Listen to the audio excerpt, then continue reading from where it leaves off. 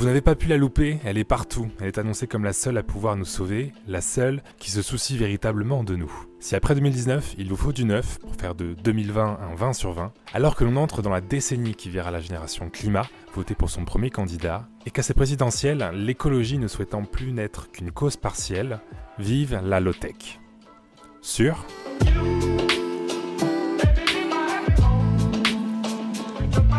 Au cœur du défi écologique, le débat low-tech, high-tech est plus que jamais d'actualité. Low-tech, ou basse technologie, est désigné comme cet ensemble de techniques avant tout populaires, considérées comme simples et pratiques. Quelque part, low-tech, c'est la tech qui est assez facile pour être comprise par tous. C'est donc bien une notion ici de connaissance qui rentre en compte, de savoir. Je sais comment mon vélo avance, car c'est un mécanisme simple, c'est donc de la low-tech. Et je ne sais pas vraiment comment ma voiture Tesla avance, avec ses millions de réactions chimiques d'une batterie lithium-ion, moi qui ne connais rien à la chimie et qui ne suis même pas ingénieur. C'est donc de la high-tech. La définition vous semble bien, vous êtes d'ailleurs sûrement d'accord avec. Pourtant, en réalité, voici plutôt ce que l'on entend. Déjà, quand on parle de low-tech, on parle de solutions low-tech. Elles sont évidemment durables, au sens où elles sont le plus économes possible en ressources et en énergie. Donc la première chose, c'est de dire qu'effectivement, on n'a pas qu'un problème d'énergie ou un problème de climat, on a aussi un problème de ressources. Il faut malheureusement des ressources métalliques souvent pour convertir, pour stocker, pour utiliser cette énergie. Donc matériel, énergétique, ce sont des limites de ressources naturelles, ce sont des limites humaines aussi, et donc n'intègre pas ces limites.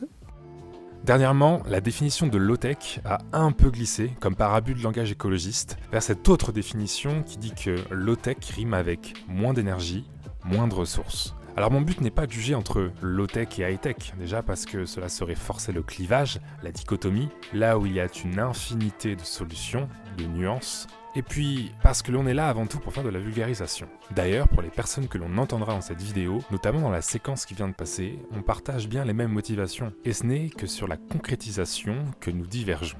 Du coup, revenons-en à la low-tech. On est passé d'une définition d'une technologie simple dans la conception à une définition de technologie nécessitant peu d'énergie et peu de ressources. Sur ce point précis, il y a deux notions qui motivent mon souhait de faire cette vidéo. C'est que ce shift, ce glissement de définition, peut faire perdre le sens véritable du mot technologie et que rien ne dit vraiment que high-tech est égal à utiliser beaucoup d'énergie et de ressources. Cela fait donc deux points à traiter, à explorer, et le deuxième le sera dans une prochaine vidéo. Ainsi, et avant tout, c'est quoi la technologie ?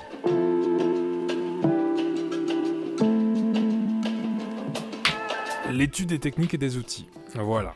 Oui, vous dites sûrement qu'une technologie n'est pas une étude. Alors déjà, oui. Et c'est parce que cela traduit ici le fait que plus quelque chose est technologique, plus son étude est poussée. Par exemple, le pont de Millau est plus technologique que le pont Neuf à Paris. Je trouve l'exemple parlant, car on voit bien ici que technologie signifie réfléchir de manière plus poussée sur la conception. Prendre en compte le vent, prendre en compte la construction à une telle hauteur, etc. Je pense donc important de rappeler que technologique veut dire impliquer de la connaissance derrière une conception. C'est ainsi, de ce fait, un concept assez immatériel. Et donc, la notion, elle plutôt matérielle, d'utilisation de ressources et d'énergie ne semble pas vraiment rentrer en compte dans la définition. En fait, on peut même se demander est-ce qu'on considère une low-tech dans le moment présent ou sur l'ensemble de la conception d'un objet. Là, on peut reprendre l'exemple du vélo. Certains diront qu'utiliser un vélo, c'est low-tech, car quand tu l'utilises, tu sais très bien comment cela fonctionne au moment présent, et tu n'as pas besoin de beaucoup de connaissances pour comprendre comment ça fonctionne. Enfin, je l'espère pour vous. C'est-à-dire appuyer sur les pédales et manœuvrer le guidon. Mais si on prend un vélo dans son ensemble, si on pense par exemple aux ingénieurs qui ont travaillé sur ordinateur, aux simulations informatiques des forces de contrainte sur le cadre, aux process industriels pour créer et usiner les pièces, bref,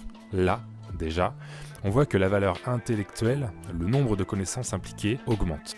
Et donc, est-ce qu'un vélo est low-tech ?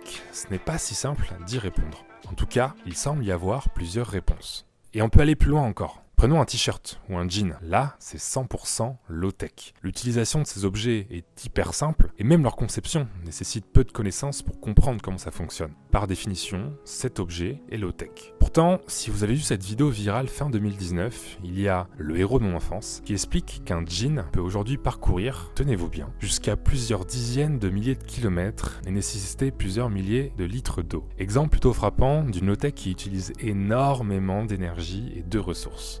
Entre parenthèses, à noter, une émission de télé ne donnant pas ses sources, j'ai trouvé ici un autre chiffre un peu à la baisse. Donc on va dire une estimation entre 27 000 km et 65 000 km pour le parcours d'un jean. Là encore, je répète que je ne suis pas pour dire qui a tort ou a raison, je ne suis pas le meilleur placé pour ça, mais ce qui m'intéresse c'est de dire que high-tech, low-tech, ce ne sont que des mots, et défendre un camp ou l'autre amène son lot de biais cognitifs, comme celui du biais de confirmation. D'ailleurs, si vous pensiez en avoir fini avec les idées reçues sur la technologie et les low-tech, ce n'était que le début. Bien entendu, abonnez-vous, si possible en cliquant sur la cloche pour recevoir les notifications, n'hésitez pas à commenter, liker et à bien entendu partager. Ciao!